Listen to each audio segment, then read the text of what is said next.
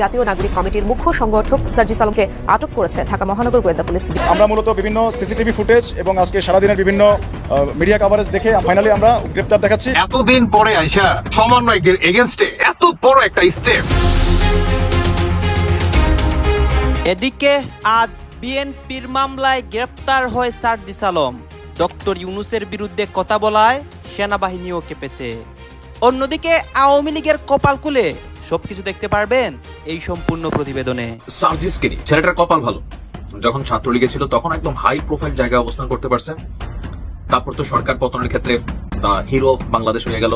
এরপর বিএনপির সাথে যে বাকবিতণ্ডা জড়াচ্ছে, ব্যাকআপটা কি? সার্জিসের বিরুদ্ধে গাজীপুর বিএনপির একজন নেতা মামলা দিয়েছেন। যারা হুমকি দিচ্ছে তারাও বাংলাদেশের বাস্তবতাতে রাজনীতি করা তাদের জন্য কঠিন হয়ে দাঁড়াবে, কঠিন থেকে কঠিনতর হবে। আর এই সরকারকে যদি সেনাবাহিনী পাহারা না দেয়, এই সরকারও থাকতে পারবে না।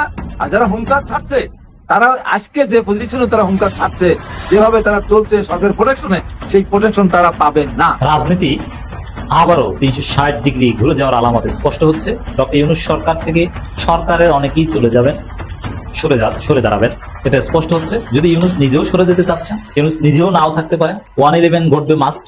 এই দেশে ইলেকশন হবে কিনা আমি জানি না, তবে ইউনূস সাহেবের অধীনে ইলেকশন হবে না। যদি হয়ও বিএনপি কে বলতে হবে, অন্য দলকে বলতে হবে আপনার কথা মানলাম। যদি আগামীকাল শেখ হাসিনা বাংলাদেশে প্রত্যাবর্তন করেন, বাংলাদেশের মাটিতে তিনি পা রাখলে সেখানকার রাজনীতিতে ভূমিকম্প হবে, বড়সড় ভূমিকম্প। একদিকে শেখ হাসিনার দেশে আসা নিয়ে কথা শুরু হয়েছে, অন্যদিকে এনসিপি নেতা সার্জিস আলমের উপর কঠিন প্রভাব পড়ে। আপনারা এটা জানেন, এনসিপি নেতা সার্জিস আলমের উপর মানহানির মামলা করা হয়েছে এবং সেই মামলাটি একজন বিএনপি নেতা করেছে। এখন আমরা কি দেখতে পাচ্ছি, অনেক ঘটনা ঘটতেছে বাংলাদেশের মধ্যে এবং রাজপথের মধ্যে অনেক আন্দোলন হচ্ছে। সাধারণ শিক্ষার্থীরা প্রতিবাদ করতেছে যে কেন সার্জিস আলমের উপর এই প্রভাবটি পড়বে বা সার্জিস আলমকে কেন গ্রেপ্তার করা হবে। দর্শক শ্রোতা, দেশের এই রাজনৈতিক পরিস্থিতিগুলো পর্যালোচনা করে আমরা অনেক তথ্য এবং ভিডিও পাই, সর্বশেষ সার্জিস আলমের সাথে কি হয়েছে। অন্যদিকে শেখ হাসিনার দেশে আসা নিয়ে যে একটা কথা শুনতে পাচ্ছি, সেইটাও কতটুকু সত্যতা রয়েছে, সবকিছু দেখতে পারবেন এই একটি ভিডিওতে। দেশের রাজনীতির সকল আপডেট। আসুন আমরা কথা বাড়াচ্ছি না, আমরা সরাসরি ভিডিওর মূল আলোচনায় চলে যাচ্ছি। সবাইকে জানাই ঈদ মুবারক। আসলে এতদিন পরে আইসা মানে সমন্বয়কদের এগেইনস্টে এত বড় একটা স্টেপ বাংলাদেশ জাতীয়বাদী দল বিএনপির পক্ষ থেকে একটা উদ্যোগ আপাতত গ্রহণ করছে। আসলে এটা প্রয়োজন ছিল, কারণ আওয়ামী লীগকে সরিয়ে এই এনসিপি বা নাপা পার্টি তারা মানে এটা আসলে ভিতরে ভিতরে এতটাই আসলে তাদের কনফিডেন্স লেভেল হাই হয়েছে যে তারা ভাবছে যে তারাই হচ্ছে দেশের বাপ মা। উল্টো তারা যেটা বলবে সেটাই বাংলাদেশে আপনার লিখিতভাবে প্রমাণিত হয়ে যাবে, আইন হয়ে যাবে, সেটাই বাংলাদেশে বহাল থাকবে। মানে তাদের মুখ থেকে যেটা বের হবে সেটাই বহাল থাকবে। দর্শক বন্ধুরা, বর্তমান আপনার সাংবাদিক হত্যাকাণ্ডকে কেন্দ্র করে যেই ঘটনাটি ঘটে আমাদের বাংলাদেশে, এটার সম্পূর্ণ মানে কোনো তদন্ত ছাড়াই, তথ্য প্রমাণ ছাড়াই যে এনসিপির এই নেতা সার্জিস আলম উনি বিএনপিকে সম্পূর্ণভাবে দায়ভার চাপিয়ে দেয়। কেন দেয়? কারণ আওয়ামী লীগকে তো খায়া দিছে, এখন ভাবছে যে বাংলাদেশ থেকে বিএনপিকেও একটু একটু করে খাইয়ে দেওয়ার চেষ্টা। আপনার ফেব্রুয়ারি মাসে ডক্টর ইউনূস নির্বাচন ঘোষণা করছে, আর এটাকে কেন্দ্র করেই কিভাবে বিএনপির ইমেজ আপনার নষ্ট করা যায়, কিভাবে সাধারণ মানুষের ভিতরে আর বিএনপির ভিতরে একটা তর্ক বিতর্ক একটা সৃষ্টি করা যায়, এটাই বর্তমান চাচ্ছিল এই এনসিপির নেতাকর্মীরা। তবে এতদিন পরে আইসা এনসিপির বিরুদ্ধে যে এত বড় একটা অ্যাকশন আপনার নিল বাংলাদেশ জাতীয়বাদী দল বিএনপি, সত্যি এটার প্রশংসাবাদ বা মনের অন্তঃস্থল থেকে আপনাদের সাধুবাদ জানাই। কারণ এটা সত্যি প্রশংসনীয় একটা কাজ বিএনপি এতদিন পরে আইসা করছে। তবে হ্যাঁ, 10 কোটি টাকার মামলাতেই এখানেই আসলে থেমে গেলে চলবে না। এনসিপির এই নেতাকে অবশ্যই গ্রেফতার করে তারপরে যায় তাকে জিজ্ঞাসাবাদ করতে হবে যে কেন তিনি এই ধরনের অপপ্রচার বা কেন তিনি প্রতিনিয়ত গলা ফাটিয়ে যেভাবে আওয়ামী লীগকে শেষ করে দিছে ঠিক সেভাবে বিএনপিকেও শেষ করে দেওয়ার পায়তারা এই এনসিপি চালাচ্ছে। বাঙালির মুখ হচ্ছে প্লাস্টিকের মুখ। এই প্লাস্টিকের মুখ দিয়া বিভিন্ন সময় বিভিন্ন ধরনের ঝামেলায় পড়তে হয়। ভাবি কয় আছে মুখ কথা কইতে সমস্যা কি, মুখে না কইব। বাঙালি আবার কথাবাদ জাতি, কথা শুনতেও পছন্দ করে, আর লেতারা কথা বলতে পছন্দ করে। বাস্তবায়ন যাই হোক, গতকালকে আমাদের জাতীয় নাগরিক পার্টির এনসিপির যিনি একজন প্রভাবশালী নেতা, সাগর পাড়ে বসে চিন্তা করেন দেশ কিভাবে চালাবেন, সমুদ্রের ঢেউয়ে যিনি ফিলোসফি খুঁজে বেড়ান, অবশেষে তিনি একটা ফিলোসফি খুঁজে পেয়েছেন যে ডক্টর মোহাম্মদ ইউনূস যেদিন তিনি ঘোষণা করলেন যে ফেব্রুয়ারির প্রথম সপ্তাহে নির্বাচন হবে, সেই দিন সাগর পাড়ের হাওয়া খাইতে গিয়ে গিয়া হঠাৎ করে ওনার ফিল হলো না এটা তো হইতে দেওয়া যাবে না, যার কারণে তিনি গতকালকে বললেন যে ফেব্রুয়ারিতে নির্বাচন হবে না। আর হইতে গেলে ডক্টর মোহাম্মদ ইউনূসকে ঐশ্বরিক ক্ষমতা আনতে হবে নিজের শরীরে, যে মরা মানুষ জিন্দা করতে হবে, যার হাত নাই তার হাত লাগাই দিতে হবে। এখন এই যে তার বক্তব্যে ডক্টর ইউনূস কি ভাবছেন, এই মুহূর্তে ডক্টর মোহাম্মদ ইউনূস মালয়েশিয়াতে সফররত আছেন। নাসিরউদ্দিন পাটোয়ারি যখন কথা বলে, এনসিপির কিছু নাগরিক বা ফলোয়াররা শুনে বা আমরা শুনি, বাংলাদেশের মানুষ কম বেশি। ডক্টর ইউনূস যখন কথা বলে সারা পৃথিবী শোনে। তাও কোথায় গিয়ে বলে? মালয়েশিয়াতে গিয়ে যখন তিনি তার বন্ধু বা মালয়েশিয়ার প্রধানমন্ত্রীর সামনে সেখানে বাংলাদেশের নির্বাচন নিয়ে কথা বলছেন, তাহলে বুঝতে হবে বাতিজা নাসিরের জন্য ডক্টর ইউনূসের একটা বার্তা চলে আসছে। ফেব্রুয়ারির মাঝামাঝি সময়ে জাতীয় নির্বাচনের জন্য বাংলাদেশ প্রস্তুত। আর অন্তর্বর্তী সরকারের প্রধান উপদেষ্টা ডক্টর মোহাম্মদ ইউনূস তিনি এই কথা কোথায় গিয়ে বললেন? মালয়েশিয়ার প্রধানমন্ত্রী ওনার বন্ধু আনোয়ার ইব্রাহিমের সাথে যৌথ ব্রিফিংয়ে আপনার যে বৈঠক হয়েছে, এই বৈঠক শেষে তিনি এই তথ্য দিয়েছেন। বলছেন 2026 সালের ফেব্রুয়ারি মাসের মাঝামাঝি জাতীয় নির্বাচনের জন্য বাংলাদেশ প্রস্তুত। আর এই সময় তিনি আপনার আরো বিভিন্ন বিষয়ে মালয়েশিয়া তিনি যে সফরে গিয়েছেন সেখানে আরো গুরুত্বপূর্ণ ইস্যুগুলো নিয়ে আলোচনা করেছেন। তা আমি এখানে যতটুকু দেখছি যে রোহিঙ্গা সংকট নিয়ে তিনি কথা বলেছেন, মালয়েশিয়ার বিনিয়োগের মানে মালয়েশিয়া সরকার যেন বাংলাদেশে বিনিয়োগ করে সেটার আহ্বান জানিয়েছেন। আর 5টি সমঝোতা স্মারক এবং 3টি নোট বিনিময় স্বাক্ষর হয়েছে। আর প্রথম দিনেই আমরা দেখলাম যে এই সমঝোতা স্মারক স্বাক্ষর হলো। নির্বাচন নিয়ে ডক্টর মোহাম্মদ ইউনূসের এই দেওয়া বক্তব্য দেশের মিডিয়াতে বসে বলা এক কথা, আর আন্তর্জাতিক মিডিয়াতে গিয়ে তিনি যখন কথা বলছেন এটা ফলাও করে সারা পৃথিবীতে ছড়িয়ে যাচ্ছে। আর যদি ফেব্রুয়ারিতে নির্বাচন না হয়, ডক্টর ইউনূসের প্রতি এই মুহূর্তে মানুষের ন্যূনতম যে আস্থা আছে সেটা থাকবে কিনা? বিএনপি যদি মোড় নেয় বা একটা গৈর দেয় এই মুহূর্তে, সেই গৈরটা ডক্টর মোহাম্মদ ইউনূসের সরকার নিতে পারবে কিনা? কারণ আমরা বাংলাদেশে যেটা দেখি যে মোটামুটি যে গরম হয় সরকার তার পক্ষেই নরম হয়। কিন্তু লন্ডনে ডক্টর ইউনূস এবং তারেক জিয়ার মধ্যে যে বৈঠক হয়েছে, এরপর থেকেই বাংলাদেশের মানুষ বুঝতে পারছিল যে নির্বাচন ইস্যুটা খুবই আসন্ন। এবং ইতিমধ্যে তারেক রহমান তিনিও বাংলাদেশে ফেরার ঘোষণা দিচ্ছেন। এখন তারেক রহমান বাংলাদেশে আসলে আপনি বুঝতে পারতেছেন যে মানে পরিবেশ পরিস্থিতিটা কোন লেভেলে ধারণ করবে বিএনপি নেতাকর্মীরা। নির্বাচন যদি ফেব্রুয়ারিতে না হওয়ার এনি কাইন্ড অফ সংখ্যা থাকে, তফসিল ঘোষণা যদি ডিসেম্বরের প্রথম সপ্তাহে বা দ্বিতীয় সপ্তাহে না হয়, তাহলে দেশের পরিস্থিতি কোন লেভেলে যাবে? নির্বাচন হইতে হবে। এবার নির্বাচন সুষ্ঠু কতটুকু করার জন্য যা যা দরকার প্রত্যেকটা রাজনৈতিক দলকে একত্রিত হইয়া ষড়যন্ত্রের মধ্য দিয়ে তথাকথিত একটা জুলাইয়ের জঙ্গি অভ্যুত্থানের পর এবং জঙ্গি অভ্যুত্থান চলাকালীন ৩,৫০০ মতো পুলিশকে নির্মমভাবে হত্যা করা হলো। এরপর তাদের তথাকথিত সংস্কার ফর্মুলার নামে বাংলাদেশের অন্যতম একটা বাহিনী র্যাপিড অ্যাকশন ব্যাটালিয়ন, যারা জঙ্গি যে ছিল বাংলাদেশে বিগত সময়ে, সেই জঙ্গি নির্মূলে প্রত্যক্ষ এবং পরোক্ষ ভূমিকা রেখেছিল।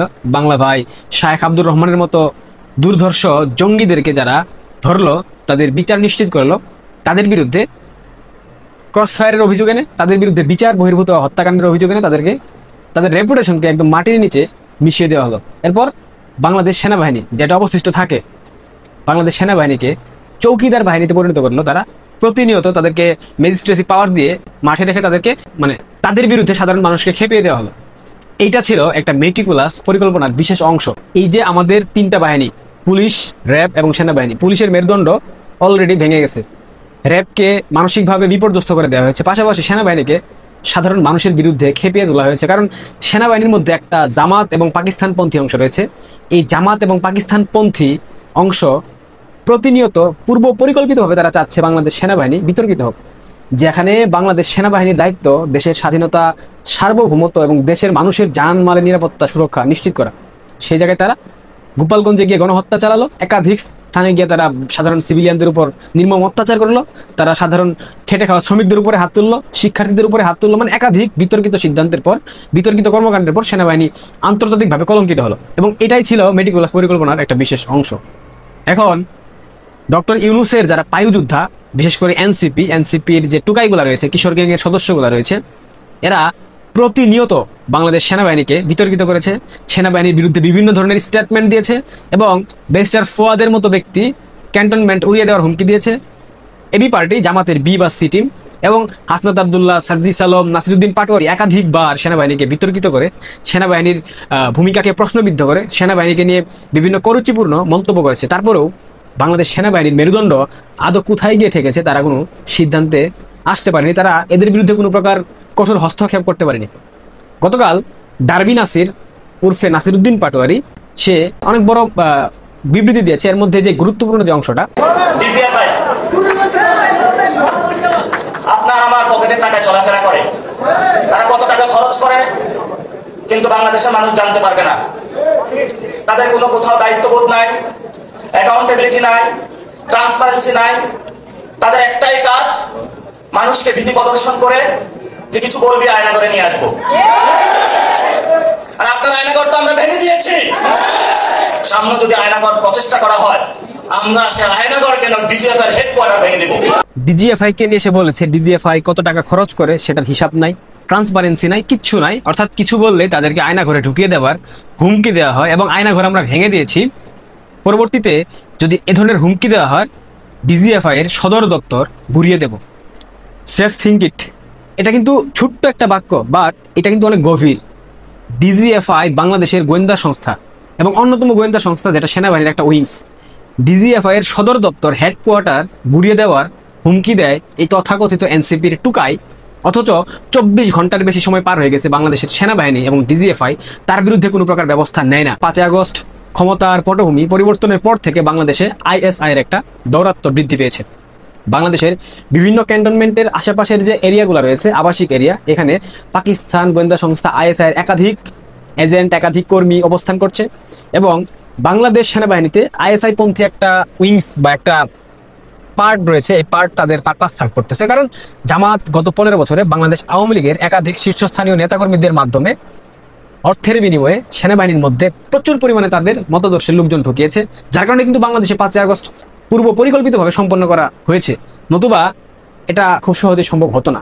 তো সেই জায়গা থেকে জামাত চাইবেই বাংলাদেশে পাকিস্তানি ভাবধারা প্রতিষ্ঠিত হোক, বাংলাদেশ পাকিস্তানের মতো একটা জঙ্গি তৎপর রাষ্ট্রে পরিণত হোক, বাংলাদেশ আর্মির একটা অংশ চাইবে বাংলাদেশ তাদের মতো করে পরিচালিত হোক, যেমনটা পাকিস্তান হয়ে থাকে, যেমনটা পাকিস্তানের জেনারেলরা পরিচালনা করে থাকে পাকিস্তানকে।